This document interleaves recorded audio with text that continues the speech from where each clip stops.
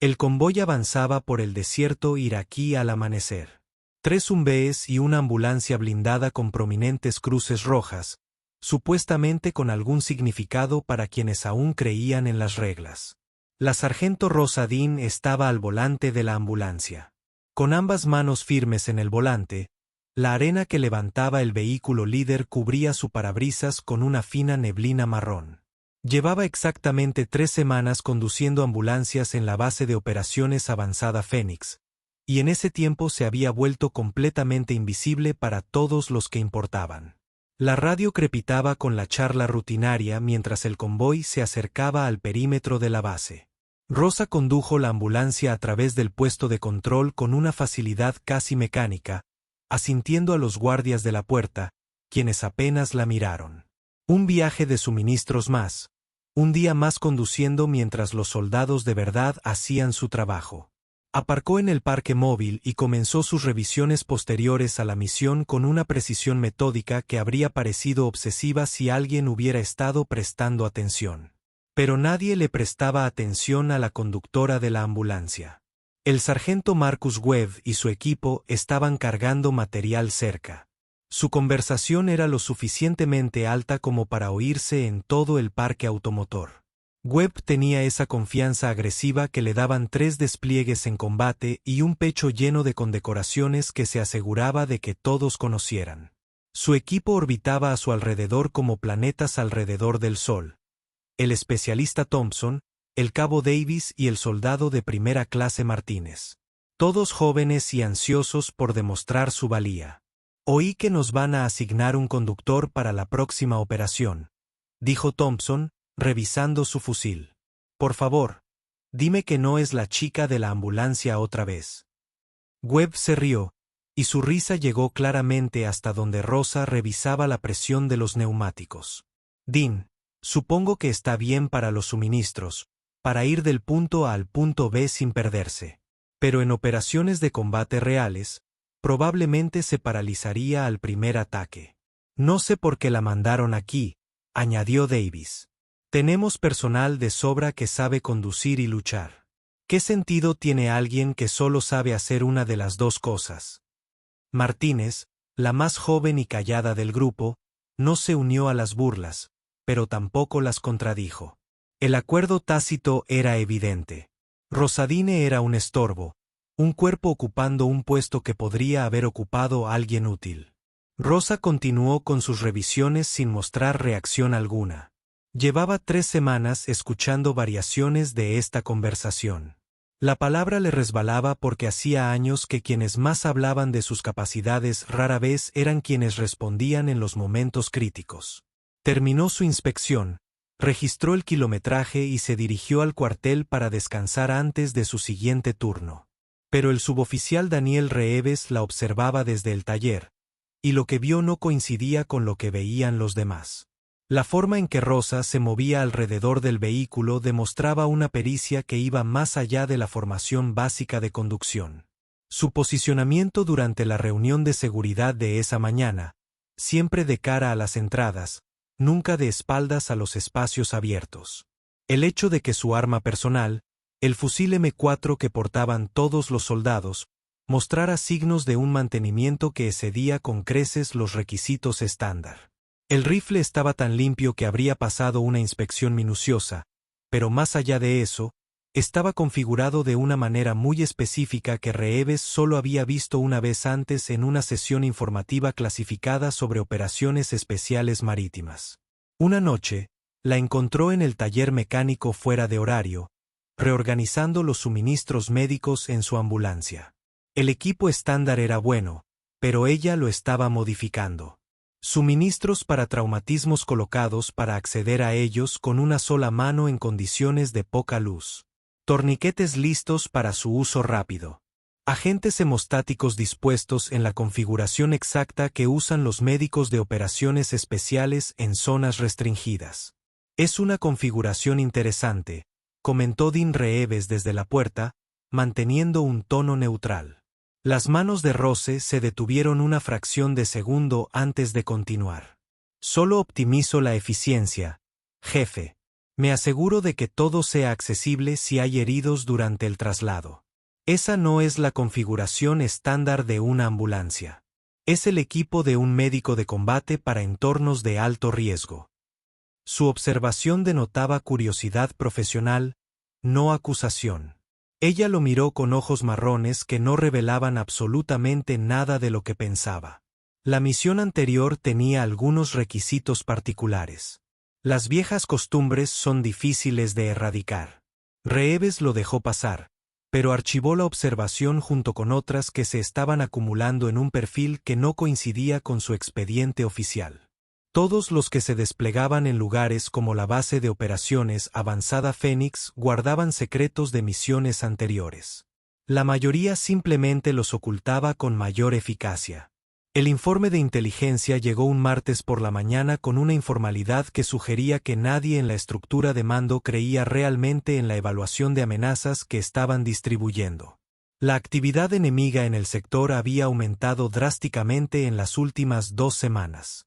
La vigilancia con drones mostraba patrones de movimiento inusuales. La interceptación de comunicaciones sugería una planificación coordinada entre varios grupos militantes que normalmente operaban de forma independiente. Los informantes locales habían guardado completo silencio, en patrones que indicaban claramente intimidación o eliminación sistemática. Los analistas incluyeron todas sus recomendaciones estándar sobre protocolos de seguridad reforzados y mayor vigilancia. Los trámites burocráticos que todos reconocían en la documentación oficial sin interiorizarlos ni ponerlos en práctica, dado que la base de operaciones avanzada Fénix había gozado de relativa seguridad durante el último año. La suposición de seguridad continua era sutil, en gran medida tácita, pero completamente generalizada en toda la estructura de mando. La teniente coronel Sara Michei, comandante de la base, repasó la evaluación durante su reunión semanal de personal, compartiendo los puntos clave con los jefes de departamento, quienes mostraron expresiones que iban desde la genuina preocupación hasta el evidente aburrimiento. Entorno de amenaza elevado en todo el sector operativo. Posible preparación para una acción coordinada contra las instalaciones de la coalición. Se recomienda reforzar la seguridad perimetral y restringir los protocolos de movimiento durante los periodos de alto riesgo identificados. Observó la sala de conferencias. Se aplican las precauciones estándar. Manténganse alerta. Sigan los protocolos de seguridad establecidos. No den por sentada la seguridad continua solo porque hemos tenido suerte hasta ahora. ¿Preguntas? Nadie planteó preguntas ni expresó preocupaciones dignas de discusión. Habían recibido alertas de amenaza prácticamente idénticas mensualmente durante más de un año. Nunca se había materializado nada más allá de fuego de hostigamiento ocasional desde posiciones distantes o el hallazgo esporádico de artefactos explosivos improvisados en las rutas de patrulla. Fénix se sentía tan segura como cabía esperar en cualquier lugar de Irak. Rosa se enteró del informe de inteligencia de oídas, leyendo el resumen censurado publicado en el tablón de anuncios del parque móvil. Su reacción difirió fundamentalmente del desdén de sus colegas. Dedicó tiempo extra a las inspecciones de vehículos esa semana, revisando sistemas que iban más allá de los requisitos de mantenimiento estándar. Verificó que su arma personal tuviera la munición de combate completa y que sus cargadores de repuesto estuvieran en buen estado. Repasó las rutas de escape desde distintos puntos de la base e identificó posiciones cubiertas que podrían protegerla durante un ataque. Solo ejercicios mentales, se dijo. Hábitos profesionales de su anterior trabajo, que había dejado atrás. Pero los instintos de supervivencia, forjados en circunstancias desesperadas, no se desvanecían tan fácilmente como por un simple cambio de empleo. El asalto comenzó a las 2:37 horas, bajo un cielo sin luna, cuando la base operaba con el mínimo personal y era extremadamente vulnerable. El primer lanzagranadas surgió de la oscuridad circundante e impactó directamente en el depósito de combustible, detonando con una explosión catastrófica que iluminó la noche como si fuera de día. La explosión masiva activó todas las alarmas simultáneamente, despertando a todos de un sueño profundo y sumiéndolos en un estado de crisis inmediato, sin transición gradual alguna. Rosa despertó de golpe, con una lucidez que obviaba el aturdimiento y la confusión. El sonido inconfundible de la explosión le produjo un reconocimiento que eludió el pensamiento consciente. Fuego enemigo, ataque masivo. A sus vehículos. En menos de 30 segundos, ya estaba vestida y armada, moviéndose por los barracones mientras los demás aún asimilaban lo que sucedía. Antes de que nadie pudiera organizar una respuesta, 6 lanzacohetes RPG más cayeron en rápida sucesión, sembrando la destrucción a su paso por la base con una precisión que evidenciaba un reconocimiento exhaustivo y coordenadas de ataque preestablecidas. El centro de mando recibió un impacto directo. El centro de comunicaciones estalló en llamas. La central generadora principal explotó, sumiendo grandes secciones de la base en la oscuridad, interrumpidas solo por la iluminación de emergencia y el resplandor anaranjado de los incendios que se propagaban. Entonces, los morteros comenzaron a caer con fuerza. No se trataba del hostigamiento ocasional que a veces sufría Fénix en momentos de calma, sino de fuego indirecto preciso desde múltiples posiciones, atacando simultáneamente con una coordinación evidente. El enemigo había realizado un estudio sistemático y detallado de los patrones defensivos estadounidenses, había identificado metódicamente la infraestructura crítica y las posiciones defensivas clave, y ahora estaba destruyendo sistemáticamente las capacidades de la base en preparación para el asalto terrestre que, de repente, todos comprendieron con creciente temor que era absolutamente inevitable. Entonces, los morteros comenzaron a caer con fuerza.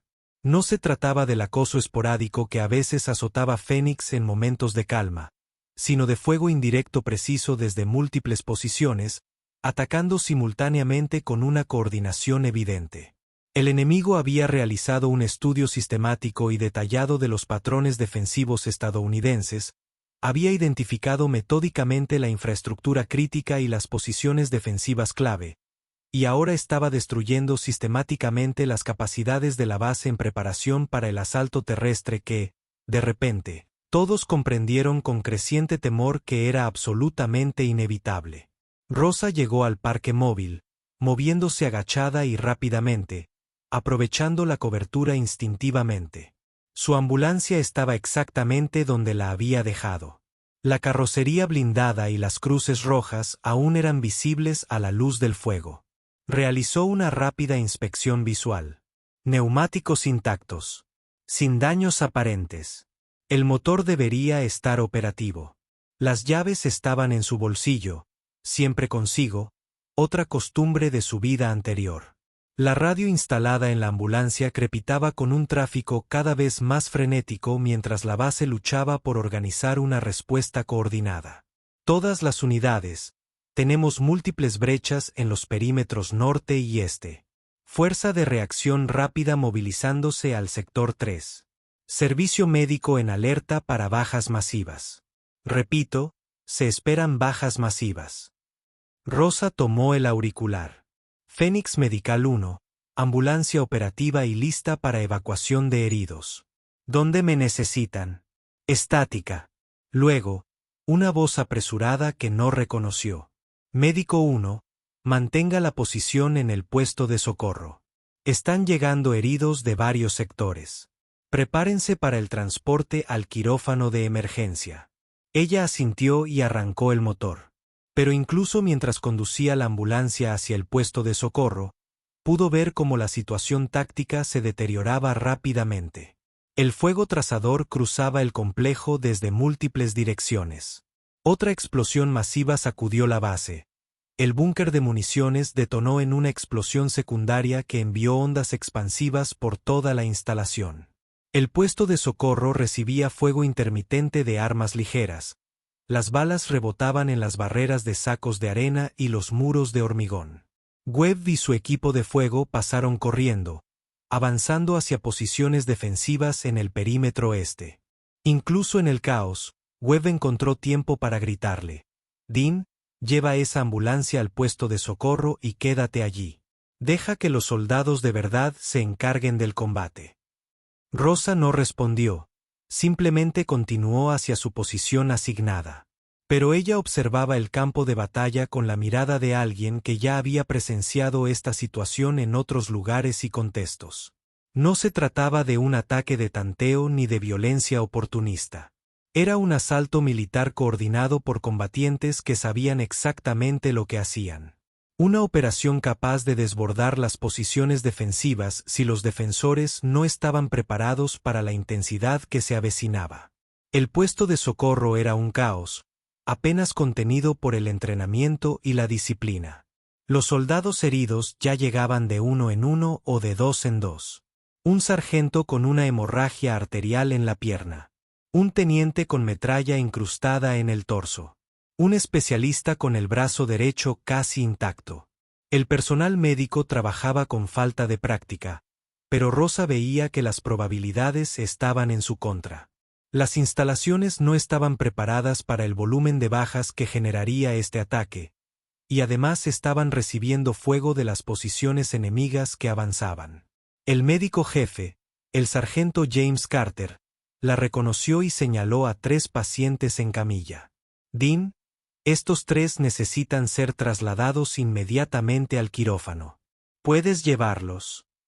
Ella observó la ruta. Había 300 metros de terreno abierto entre el puesto de socorro y el búnker quirúrgico reforzado, que estaba siendo barrido intermitentemente por fuego de ametralladora desde posiciones enemigas que habían penetrado el perímetro exterior. Era factible, pero requeriría precisión y rapidez. «Puedo llevarlos», dijo simplemente. Cargaron rápidamente a los heridos. Rosa los sujetó con los cinturones, revisó las vías intravenosas y se aseguró de que nada se soltara durante el rápido movimiento. Luego se puso al volante y planeó su ruta. No la ruta directa. Eso sería un suicidio. Usaría la cobertura que ofrecían los edificios dañados, se movería durante las pausas en el fuego enemigo y esperaría que las cruces rojas significaran algo para quienquiera que estuviera apretando los gatillos. La carrera fue un riesgo calculado de 90 segundos. Aceleró con fuerza, usando el blindaje de la ambulancia para abrirse paso entre los escombros que bloqueaban su ruta alternativa. Un proyectil saltó de los paneles reforzados del vehículo. Uno rompió la ventanilla del pasajero, llenándola de cristales, pero ella siguió avanzando, zigzagueando entre los obstáculos, aprovechando cada resquicio de protección. Los pacientes en la parte trasera recibían golpes que no eran ideales, pero vivos y zarandeados, casi muertos a golpes, pero cómodos. Llegó al quirófano y retrocedió hasta la entrada, interponiendo el vehículo blindado entre sus pacientes y el fuego enemigo.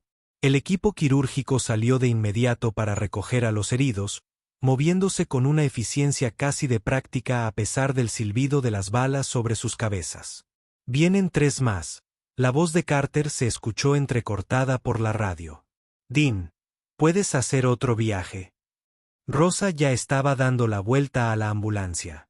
En el camino, realizó 4 viajes más en los siguientes 30 minutos, cada uno más peligroso que el anterior a medida que el enemigo estrechaba el cerco sobre la base. En el 5.º viaje, un RPG pasó a menos de 3 metros de su vehículo. La explosión estuvo lo suficientemente cerca como para sacudir la ambulancia y dejarle los oídos zumbando. Pero siguió conduciendo, siguió trasladando a los soldados heridos del puesto de socorro al quirófano porque ese era su trabajo y la gente moriría si no lo hacía. Fue durante el 6.º viaje cuando todo cambió.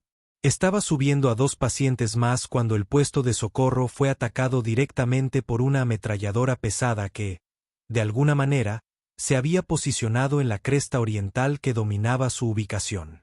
La ráfaga atravesó la barrera de sacos de arena, obligando a todos a ponerse a cubierto. Rosa se tiró al suelo, pero desde su posición, pudo ver el problema de inmediato. La ametralladora tenía línea de visión directa tanto al puesto de socorro como a la ruta hacia el quirófano. Cualquier vehículo que intentara moverse quedaría expuesto durante al menos 10 segundos, tiempo más que suficiente para que el artillero atravesara incluso los paneles blindados de las ambulancias. «Estamos atrapados», dijo Carter, señalando lo obvio. «No podemos movernos. No podemos evacuar a los heridos. Hay que neutralizar esa ametralladora». La voz de Webb se escuchó por la radio. Tensa y urgente. Todas las unidades. Tenemos combatientes enemigos dentro del perímetro oriental. Repita, los hostiles han penetrado la barrera de seguridad interior. La fuerza de reacción rápida está en acción, pero está sufriendo bajas. Necesitamos apoyo inmediato. La mente de Rose ya estaba repasando opciones, realizando cálculos tácticos que provenían de un lugar más profundo que su misión actual. La posición de la ametralladora estaba a unos 200 metros, elevada y protegida por formaciones rocosas naturales. Un ataque directo sería un suicidio para cualquiera que se acercara desde la base. Pero había una alcantarilla de drenaje que recorría el lado este del complejo, usada para desviar inundaciones repentinas, lo suficientemente grande como para que una persona pudiera pasar, y pondría a alguien a tiro efectivo si se atrevía a acercarse. Miró su ambulancia, luego a los soldados heridos que esperaban ser evacuados, y después al fusil M4 montado en la cabina del vehículo. El arma que había estado llevando durante 3 semanas sin haber disparado nunca, salvo para la calificación obligatoria. El arma que todos suponían que era solo parte de su equipo de conductora. Básicamente decorativa. Carter la vio mirando el fusil y malinterpretó su intención. Dean, ni lo pienses. Eres conductora, no infantería. Pediremos apoyo de fuego. Que traigan morteros o algo para suprimir esa posición. Ya hay apoyo de fuego en otros 3 sectores, dijo Rosa en voz baja. Y esas bajas morirán si no podemos evacuarlas en los próximos 10 minutos. Se dirigió a la ambulancia y tomó su rifle. El arma surgió de forma natural, la memoria muscular de miles de repeticiones guiaba sus manos, que sabían exactamente lo que hacían. Comprobó la recámara, verificó que el cargador estuviera colocado y ajustó la correa para un movimiento rápido. Cada movimiento era económico, practicado por alguien que lo había hecho tantas veces que el pensamiento consciente era innecesario. Dean, ¿qué estás haciendo? La voz de Carter denotaba alarma y confusión.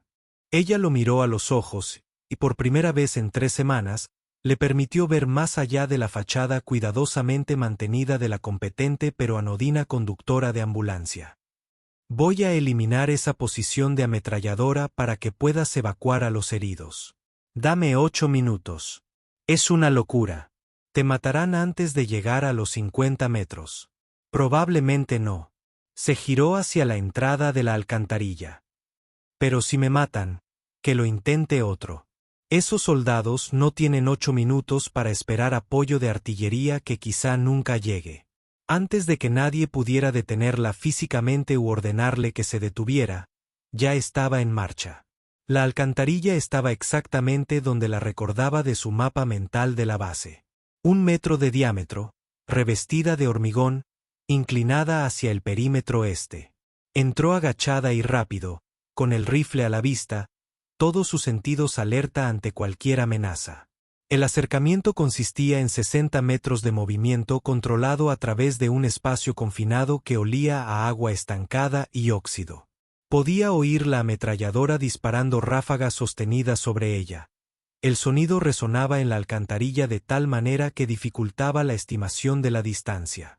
Pero ya había realizado este tipo de aproximación en otros lugares, en otros contextos donde el riesgo era igual de alto y el margen de error igual de nulo.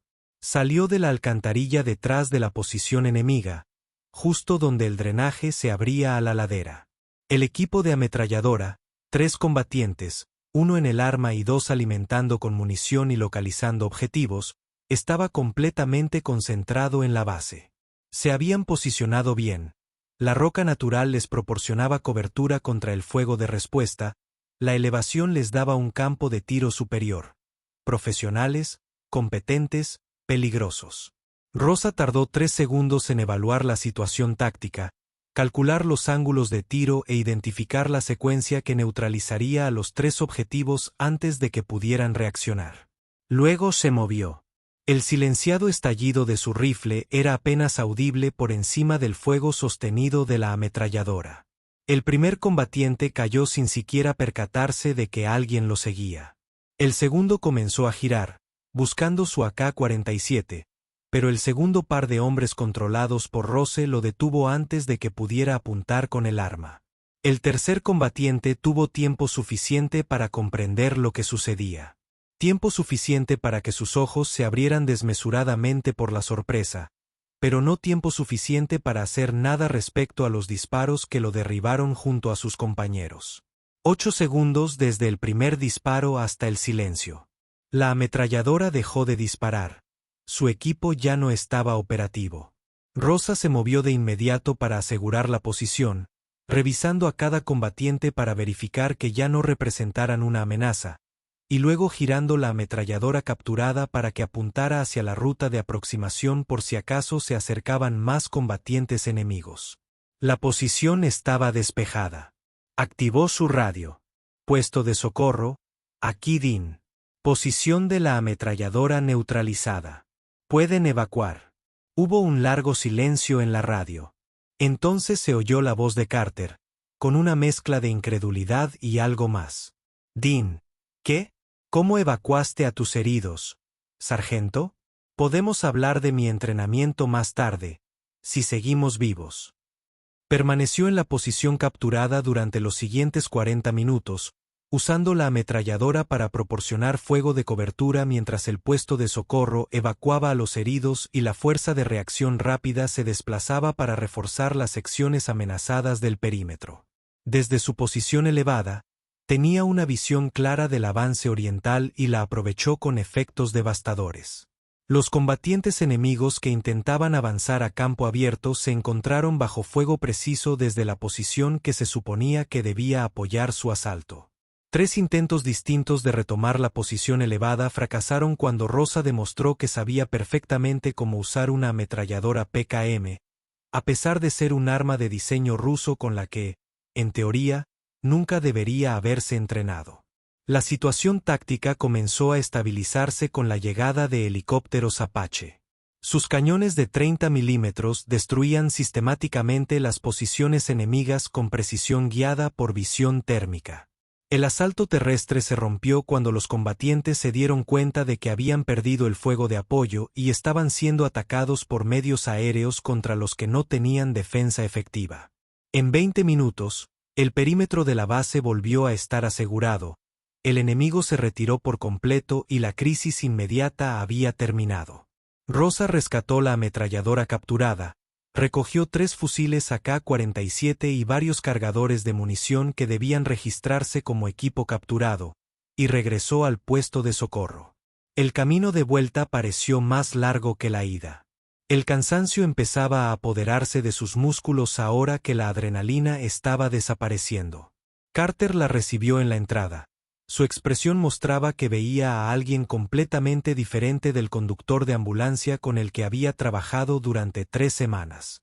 Detrás de él, Webb y su equipo la miraban con expresiones que iban desde la sorpresa hasta algo cercano al miedo. Esos heridos llegaron a cirugía, dijo Carter. Todos estables. Todos vivos. Gracias a que neutralizaste esa posición de artillería. Rosa asintió, demasiado cansada para una conversación larga. Bien. Eso era lo importante. Dean, ¿qué acabas de hacer? Webb empezó a hablar, luego se detuvo, claramente luchando por conciliar lo que había presenciado con su evaluación previa de las capacidades de ella. Eso no era normal. Los soldados normales no pueden tomar una posición fortificada solos. Lo sé, terminó ella por él. ¿Podemos hablar de esto después de que presente mi informe posterior a la acción y tenga un rato de descanso? Antes de que nadie pudiera responder, un UMB se detuvo y el teniente coronel Michey salió, acompañado de un hombre vestido de civil que, de alguna manera, irradiaba experiencia militar a pesar de no llevar uniforme. El civil tenía el rostro curtido de alguien que había pasado años en situaciones difíciles haciendo cosas complicadas. Y cuando sus ojos se encontraron con los de Rosa, algo parecido al reconocimiento y el respeto fluyó entre ellos. Sargento Dean, dijo Michey con cautela. Soy Robert Harrison, de la Agencia de Inteligencia de Defensa. Ha solicitado hablar con usted de inmediato con respecto a los sucesos de esta noche. Rosa miró a Harrison y supo exactamente por qué estaba allí. La tapadera que había construido con tanto esmero durante 3 semanas se había evaporado en 40 minutos haciendo lo que le habían enseñado. Sí, señora. Con gusto proporcionaré la información que necesiten. La reunión informativa tuvo lugar en la oficina de Michei, un espacio seguro donde las conversaciones se mantenían confidenciales y se formulaban preguntas incómodas que podrían no tener respuestas fáciles. Rosa estaba sentada frente a Michei y Harrison, mientras que el jefe Reeves permanecía en silencio en un rincón, obteniendo finalmente respuestas a las preguntas que había estado acumulando durante semanas. Su expediente personal oficial indica que completó el entrenamiento básico de combate, el entrenamiento individual avanzado como operadora de transporte motorizado y que ha prestado servicio en diversas asignaciones logísticas durante los últimos 4 años, comenzó Michei. Nada inusual, nada que explique lo que aparentemente acaba de suceder esta noche. Antes de que Rosa pudiera responder, Harrison habló. Su expediente oficial es preciso hasta cierto punto, coronel. Pero la sargento Dean tiene un expediente secundario clasificado a un nivel que requiere acceso especial. He sido autorizado a proporcionar información que no se incluyó en su documentación estándar. Michei los miró a ambos, claramente sin comprender que una de sus soldados tuviera antecedentes importantes sobre los que no había sido informada. Es una de las suyas. Ya no, dijo Harrison, pero lo estuvo durante 7 años, integrada en unidades de guerra naval especiales, brindando apoyo de combate en entornos marítimos, Afganistán, Irak, Siria, Yemen y otros lugares que no figuran en la documentación oficial. Completó 187 misiones con equipo SEAL que operaban en zonas restringidas, con un índice de éxito que la convirtió en una figura legendaria en comunidades donde ese título no se otorga a la ligera. Reeves se enderezó ligeramente en su rincón. 187 misiones. Eso es imposible.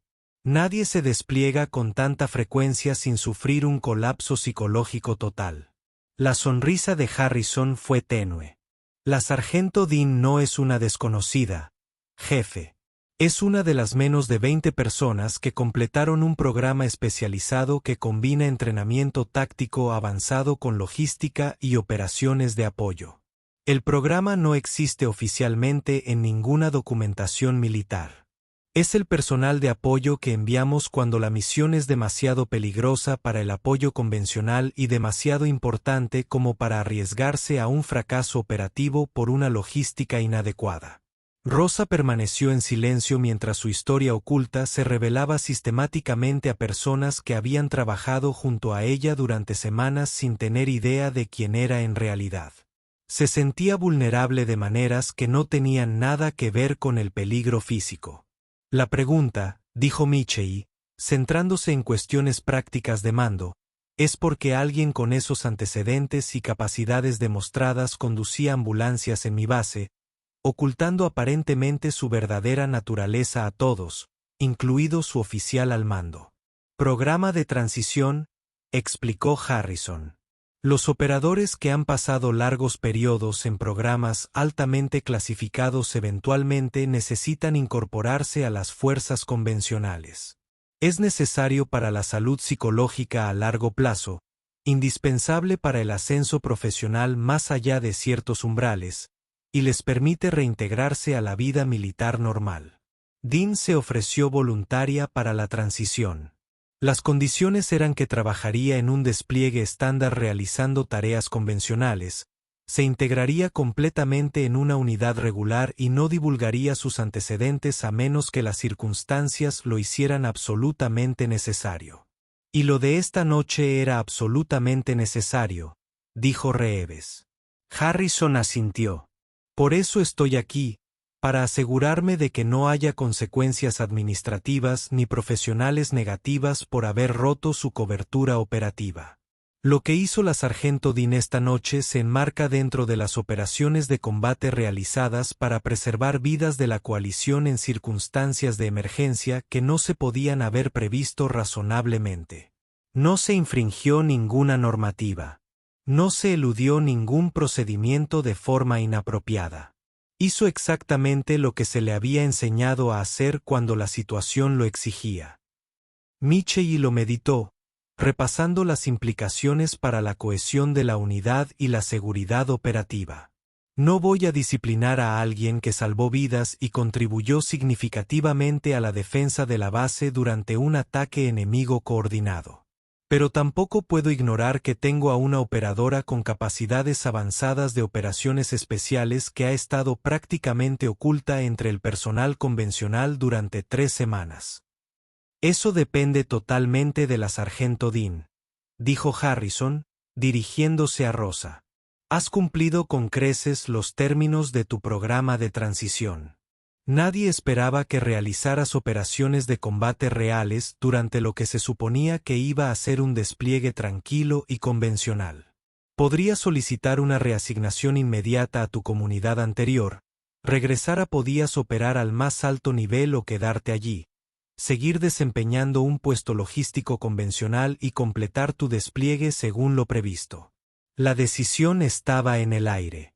Rosa pensó en las 3 semanas que había pasado conduciendo una ambulancia, en la rutina que había sido tranquila como nunca lo había sido su vida operativa anterior. Pensó en Webb y su equipo, que la habían despedido con indiferencia, pero que también habían luchado con ahínco esa noche. Pensó en Carter, que había cumplido con su deber bajo fuego a pesar de no tener entrenamiento táctico avanzado. Pensó en todos los soldados de Phoenix que estaban haciendo lo posible en circunstancias difíciles. Me gustaría quedarme y completar mi despliegue según lo previsto, dijo en voz baja. Seguir conduciendo la ambulancia, apoyando las operaciones médicas y enseñando a la gente de aquí lo que sé, para que tal vez la próxima vez que se enfrenten a una crisis, estén mejor preparados. Harrison asintió lentamente, sin mostrar sorpresa. Siempre preferiste desarrollar las capacidades de los demás en lugar de ser la heroína solitaria. Tramitaré la documentación correspondiente. Para los registros oficiales, sigues asignada como operadora de transporte motorizado con funciones de apoyo médico. Lo que sucedió esta noche se clasificará adecuadamente. La gente aquí sabe lo que hiciste, pero fuera de esta base, sigues siendo solo una conductora de ambulancia que cuenta los días para regresar a casa. Después de que Harrison se fue, Michie despidió a todos excepto a Rosa. Se sentaron en silencio un momento antes de que el coronel hablara. Te voy a proponer para una condecoración, Dean. No sé qué nivel de clasificación tendrá finalmente, pero lo que hiciste merece reconocimiento. Gracias, señora.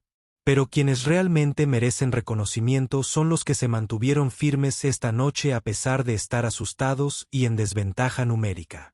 Durante las semanas siguientes, la base de operaciones avanzada Phoenix volvió lentamente a la normalidad. Aunque la normalidad se había redefinido fundamentalmente, Rosa continuó conduciendo su ambulancia en misiones de suministro y evacuaciones médicas, pero la forma en que la trataban las personas había cambiado por completo. Los soldados asentían con genuino respeto. El personal médico buscaba su consejo sobre atención traumatológica. Incluso Webb se le acercó una mañana con un atisbo de humildad. Dean, me equivoqué contigo. Completamente, totalmente equivocado. No sé qué más decir, excepto que lo siento. Ella lo miró fijamente. Puedes empezar por tratar a todos con respeto, independientemente de su trabajo. Los conductores de ambulancia y el personal de logística no son soldados de segunda categoría. Todos hacemos un trabajo necesario. Buen punto. Esbozó una sonrisa forzada. Además, ¿estarías dispuesta a impartir entrenamiento táctico para aquellos de nosotros que creíamos saber de combate, pero que aparentemente tenemos lagunas en nuestro conocimiento? Eso, dijo Rosa, volviendo a la inspección de su vehículo. Claro que sí. Impartió clases sobre movimiento táctico, medicina de combate bajo fuego y operaciones defensivas. Compartió lecciones de 187 misiones sin revelar detalles clasificados, brindándoles conocimientos prácticos que podrían salvar vidas. El entrenamiento se extendió por toda la base, mejorando las capacidades de múltiples unidades. 2 meses después, el jefe Reeves la llamó aparte. Me han ofrecido un puesto para desarrollar un plan de estudios de capacitación para el personal de apoyo de combate en Fort Lee. Quieren crear un programa que enseñe a la gente a operar cuando la logística y el combate se fusionan. Les dije que solo lo aceptaría si tú venías como coinstructora. Rosa consideró la oferta. Todo lo que había aprendido podría transmitirse sistemáticamente, desarrollando capacidades en toda la fuerza. Necesitaría consultarlo por los canales adecuados. Tómate tu tiempo. La oferta sigue en pie. Ella lo pensó durante una semana antes de aceptar. Enseñar parecía el siguiente paso lógico, una forma de multiplicar su impacto más allá de las operaciones individuales. En su último día en Phoenix, Rosa hizo un último viaje de suministros. Webb y Carter la acompañaron, ya que se habían convertido en algo parecido a amigos. Mientras conducían por el desierto iraquí, Webb le hizo la pregunta que lo había estado inquietando. Esa noche, cuando fuiste sola a por la posición de la ametralladora, ¿tuviste miedo? Rosa guardó silencio un momento, mirando la carretera, aterrorizada. Pero el miedo es solo información. Te dice que hay mucho en juego. Lo que importa es lo que haces con esa información. ¿Y qué hiciste con ella? Hice mi trabajo, igual que todos los demás esa noche. Después de eso, viajaron en un cómodo silencio. 3 soldados que habían aprendido que las capacidades a menudo se esconden en lugares inesperados. Que la persona que parece insignificante podría ser exactamente quien necesitas cuando todo sale mal. Y que hacer tu trabajo a veces significa ir mucho más allá de tu descripción de puesto porque hay vidas en juego. Rosedine llegó a entrenar a miles de personal de apoyo en operaciones de combate avanzadas, cambiando fundamentalmente la forma en que el ejército preparaba a los soldados de logística para la guerra moderna. Pero siempre recordó su tiempo como conductora de ambulancia en la base de operaciones avanzada Phoenix, las semanas de ser invisible, la noche en que todo cambió y la lección de que a veces lo más importante que puedes hacer es dejar que la gente te subestime hasta el momento en que te necesiten desesperadamente para hacer algo más. El lobo no se anuncia a las ovejas. Simplemente hace lo que hacen los lobos cuando las ovejas necesitan protección. Gracias por ver. No olvides suscribirte para más historias increíbles todos los días.